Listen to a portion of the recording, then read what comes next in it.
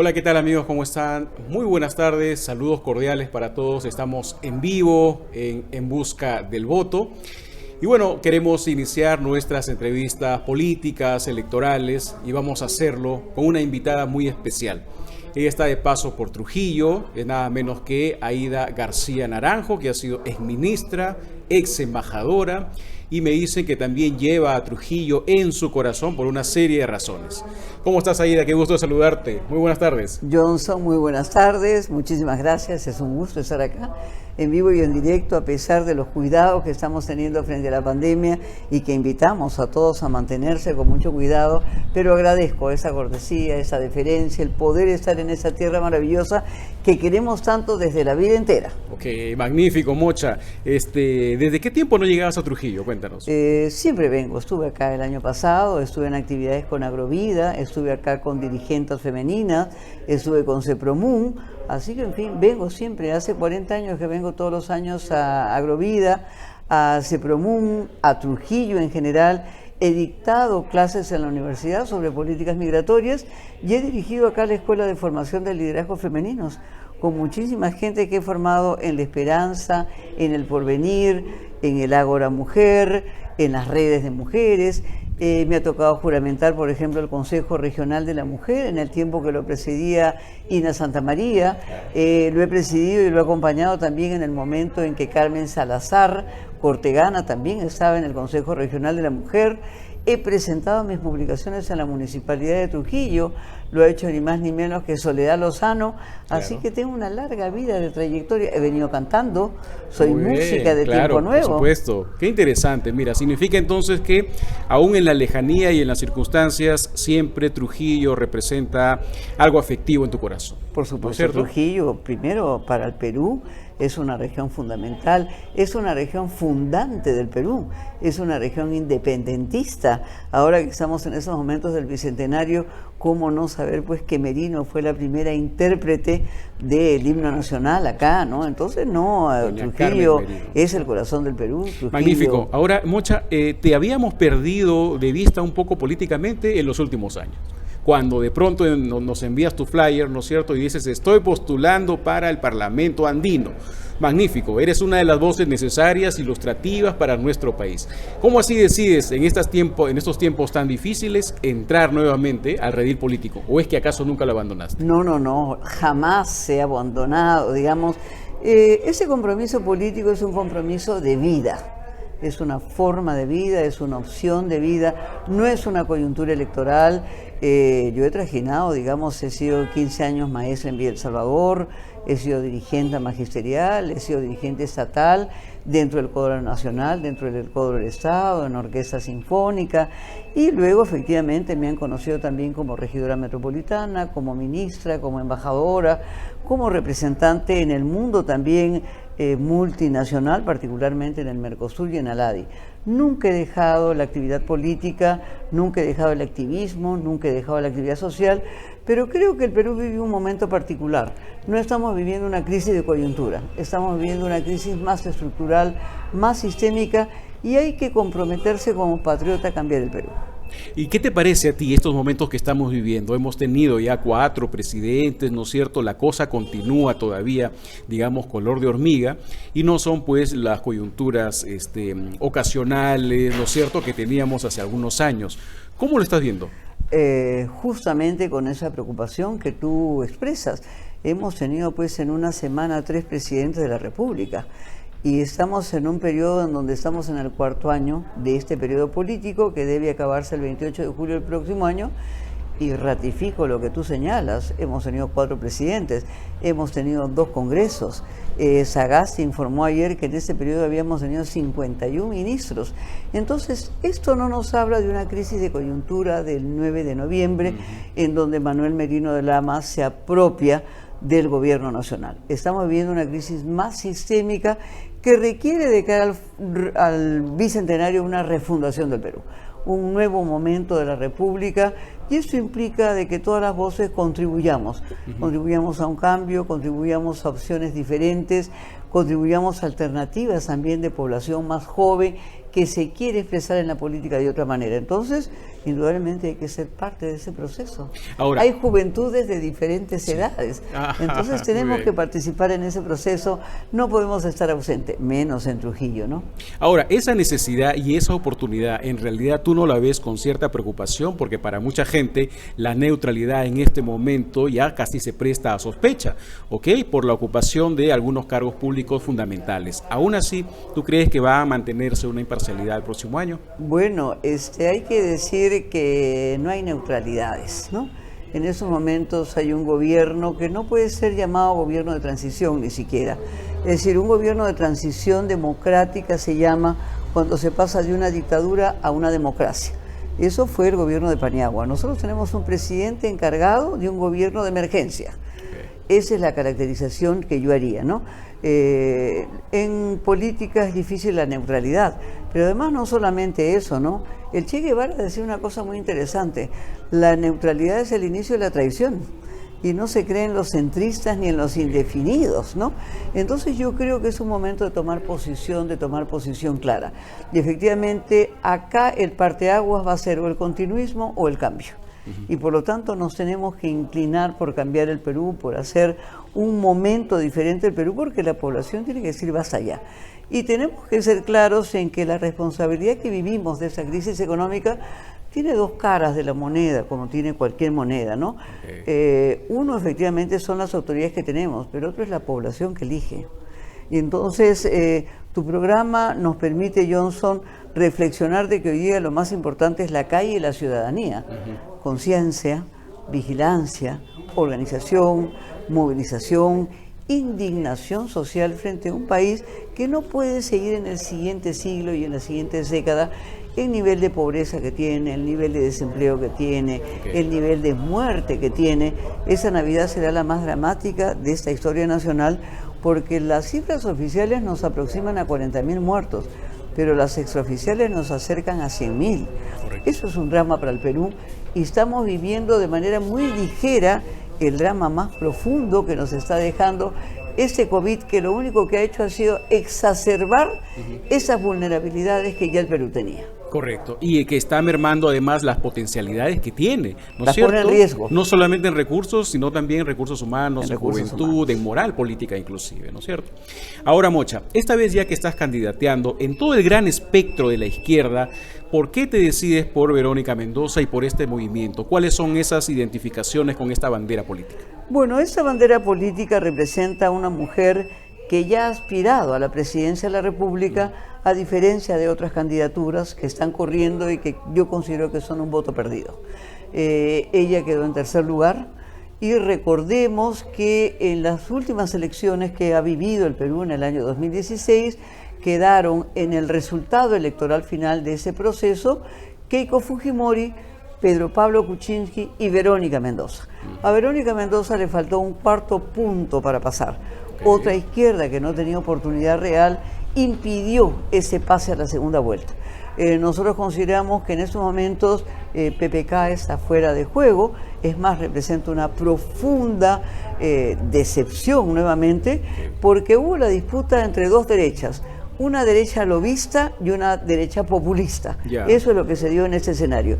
Keiko camina directamente a ser investigada y efectivamente es candidata en realidad también para estar lejos de la ley y para presentarse como víctima si es sacada del proceso. En fin, tenemos una tercera candidata que fue Verónica. Se potencian sus condiciones a partir de que ha sido una candidata que se ha pronunciado en contra de la vacancia, pero básicamente porque esa vacancia no significaba impunidad para Vizcarra, que debe de ser investigado, sino que significaba inestabilidad política, social y económica para la población, que por eso no estaba con la vacancia y sí con la necesidad de que Vizcarra sea investigado, porque representa también este tránsito democrático de 20 años, una nueva frustración. Entonces, ella tiene las mejores oportunidades. Quien quedó en cuarto lugar fue Acción Popular, después de Verónica Mendoza, pero hemos visto cómo se ha autodestruido.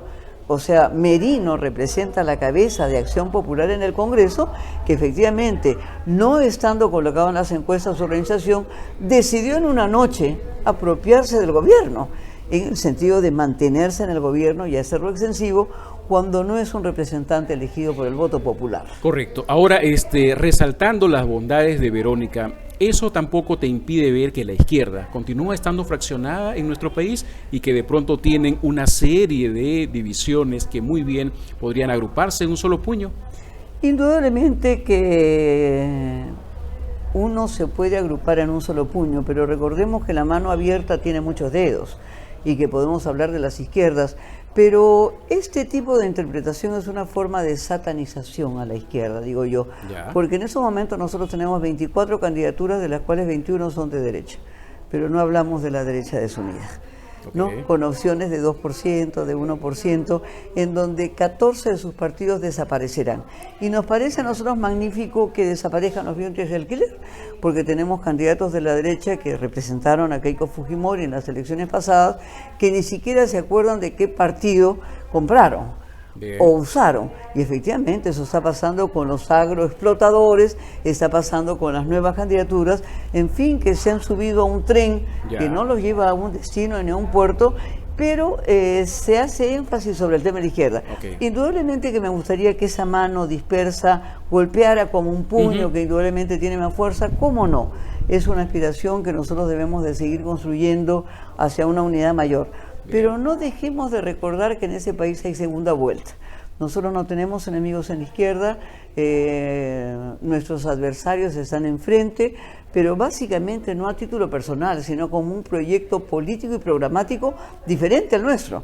Correcto. Y lo que queremos es que se pase a discutir no las personas, no los personajes, no las membresías, no los logotipos, sino los contenidos que presentamos como alternativas diferentes. He visto que has estado comentando ahí con la gran cantidad de tus copartidarios que están aquí, ¿no es cierto? La plataforma, la estrategia, etcétera. Y se me ocurre esta pregunta.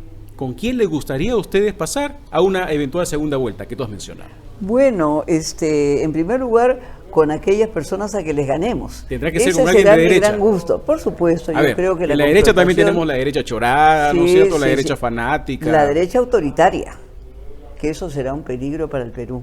No, porque cree cuando hay malestar social, hay protesta social. Nosotros estamos viendo en este país una protesta social gigantesca, ¿no?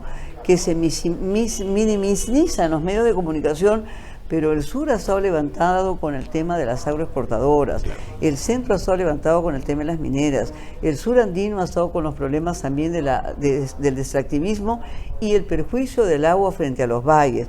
Yo vengo de Chulucanas, ¿no? Si bien es cierto estoy cuidada frente al COVID, no estoy dispuesta a ser confinada, mucho menos en un contexto en donde es importante tener voces públicas. Entonces, indudablemente que cuando se generaliza el conflicto y la protesta social, viene la tentación autoritaria. Entonces nosotros podemos derivar en una derecha neoliberal lobista a una derecha también autoritaria, lo cual es peligroso y hay que advertirlo. Bien, correcto. Parlamento andino, ¿no es cierto? ¿Qué significa? En realidad, si hacemos una evaluación de pronto desapasionada, mocha, me parece que en los últimos lustros ha habido poca convocatoria y de pronto muy poco aporte desde el Parlamento andino para nuestras comunidades. De manera que por eso yo felicito una personalidad como la tuya para que esté esta vez postulando a esta instancia, pero la gran pregunta es, ¿qué se ha hecho y qué se puede hacer desde el Parlamento andino, mocha? Se ha hecho estar invisibles y hacer el muertito. Exacto. Eso es lo que se ha hecho y por eso es que la población no sabe del Parlamento andino. Lo primero es educar a nuestra población de que todo ese tiempo estamos votando por parlamentarios andinos, porque se vota por una cédula que tiene 3 partes. La presidencia, en este caso nosotros votaremos por Verónica Mendoza, el Congreso, en el caso de La Libertad, votaremos por Eliana Pérez Barrechea, que es la 1 de esa alianza de Juntos por el Perú, y efectivamente el Parlamento andino, en el que yo compito por Juntos por el Perú con el número 2. Se ha hecho nada porque sería importante reflexionar de que ha devenido en una organización inexistente, pero ¿quién ganó esa organización? El fujimorismo. O sea, no se tiene conciencia de que las personas que viven ahí haciendo el muertito, efectivamente, es el fujimorismo representado en el Parlamento andino, porque cuando Keiko Fujimori queda en el 2016 adelante, no solamente se lleva 73 congresistas del Congreso Nacional, se lleva el Parlamento andino también. Claro. Y efectivamente, quizás la preocupación de ellos estuvo ocupada en saber que en la medida que desde las calles hemos cerrado el Congreso el 30 de septiembre, pudiese haberse tocado también el Parlamento andino, que indudablemente era una organización que no servía. Hoy día, ¿es importante modificarlo y tener un nuevo rol en ese espacio? Sí. ¿Sabes por qué? Porque la pregunta es muy importante, porque no se desconoce y los que sí la conocen, por supuesto, saben que no tuvo una acción importante. Yo no considero que la salida de esa crisis política, económica, sanitaria y sistémica, porque digo que la crisis no es coyuntural, es una salida más global, no es una salida solamente local. El Perú tiene 3.200.000 personas fuera de su territorio, que son migrantes. Qué bueno hoy día, Johnson, tener contigo la entrevista, porque hoy día es el Día Internacional del Migrante. Sí, efectivamente. Y es importante decirlo, ¿sabes por qué? Porque hay 3.200.000 peruanos y peruanas que se han ido del país por falta de oportunidades económicas, sociales, laborales, educativos, y tenemos una importantísima fuga de talentos, que es grave para el Perú porque se van a educar fuera del país y se quedan fuera del país. ¿Qué podemos hacer? Podemos hacer muchas cosas, ¿sabes por qué? Por ejemplo, hoy día el Perú tiene 250.000 personas peruanas viviendo en Chile. La mayoría vienen de Piura, Trujillo y Lambayeque, para que tengamos conciencia, porque van a ser trabajadoras domésticas en Chile, ambulantes, comerciantes y microcomercializadoras de diferentes productos y de servicios en la frontera que está en Chacayuta, detrás de Santa Rosa, en Tacna y Arica. ¿Tenemos que apoyarlos? Por supuesto que sí. Están siendo despedidos, están sufriendo de COVID, están con problemas de salud, están con problemas de desempleo, y efectivamente tenemos nosotros un pasaporte andino, pero no tenemos derechos andinos. No hay efectividad. Y necesitamos ejecutarlos. Hoy día los medios destacaban de manera importante, no solamente rescataban, que Piñera había comprado 70 millones de vacunas. Efectivamente. Y el Perú ninguna. Pregunto yo, ¿Piñera estará dispuesto a que 250.000 peruanos estén contagiados o debemos de exigir de que sean vacunados en Chile? Desde mi punto de vista, la protección sanitaria, la de salud y el acceso gratuito a la vacuna como un bien público universal tiene que ser exigido y demandado en todos los países. Al margen de las nacionalidades. Al margen de las nacionalidades. Correcto. Es decir, el ser humano no tiene nacionalidades. Indudablemente se nos han puesto líneas de fronteras que nuestros países pues no eligieron, si no nos harían separadas Tacna de Arica, ¿no? Es la historia la que ha impuesto esas dimensiones. Nosotros venimos de un Capacñán que recorría pues desde el río Maule hasta Pasco, hasta Pasto, en Colombia. Es decir, veníamos de un territorio que tenía 2 millones de kilómetros cuadrados, que era el UNASUR, que era el Tahuantinsuyo, que hoy día es el UNASUR tan debilitado. ¿Necesitamos potenciar los mecanismos regionales de integración? Sí. El conservador no lo quiere. Claro, porque no lo quiere. Si eso hubiera sido una realidad en este momento, se hubiera podido negociar las vacunas en bloque. En bloque. La comunidad andina, la integración regional.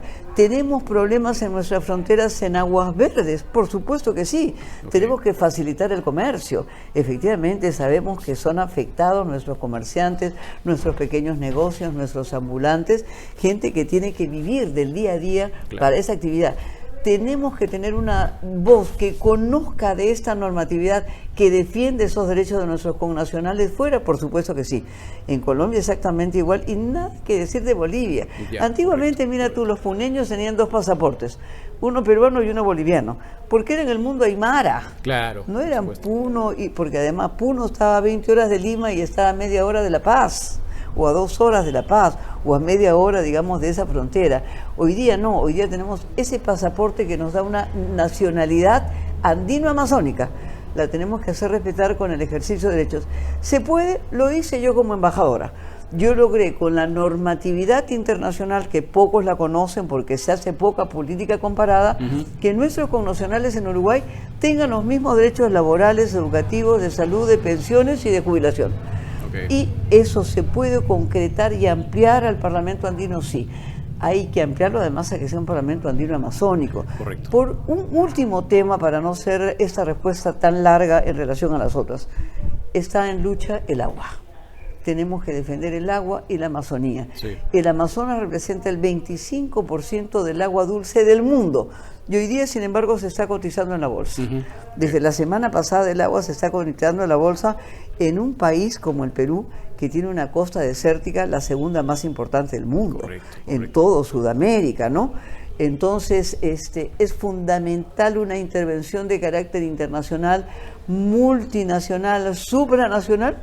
Bueno, ya nos decía pues Mariátegui que la lucha no era local, que era global, que queríamos un Perú nuevo dentro de un mundo nuevo. Nosotros nos seguimos ubicando en esa estrategia. Muy bien, qué bueno que lo resaltes, porque de pronto para algo como la libertad, para muchos el Parlamento andino puede ser todavía muy lejano. Claro que sí. Pero hay que decirle que para esta próxima elección ningún voto debe desperdiciarse. Y hay que acercar a esa opción. Efectivamente. Entonces, nos quedan solamente 40 segundos, un poco más. ¿Por qué los liberteños deberían fijarse esta vez, Mocha, en tu número 2, ¿no es cierto?, e ir al Parlamento andino y votar por ti?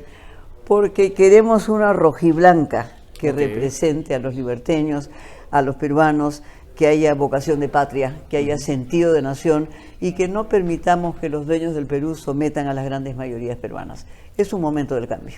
Magnífico, la verdad que queremos agradecer con todo el corazón que Mocha nos haya dado parte de su agenda en su visita a Trujillo, y yo voy a pedirle y tener el atrevimiento de decirle, porque ella es además política, es ciudadana y una artista.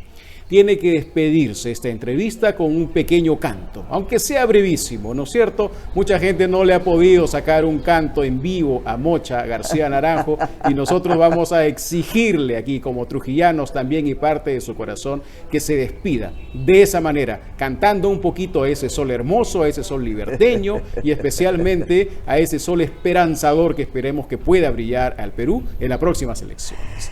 ¡Que viva Trujillo! Tierra generosa, cualquiera se goza, cholito, con poca cosa. ¡Qué bueno! Gracias, Mocha. Gracias Estamos a en contacto Trujillo, contigo. Gracias a la libertad. Vale, mucha Muchas suerte gracias a y ti, ya Johnson tendremos Centeno. oportunidad de conversar. Agradezco ¿Vale? esa gran generosidad de esta entrevista. Muy Que te vaya amable. muy bien. Muchas gracias, amigos. Nos vemos la próxima. Esto fue Muchísimas En gracias. Busca del Voto. Muy buenas tardes.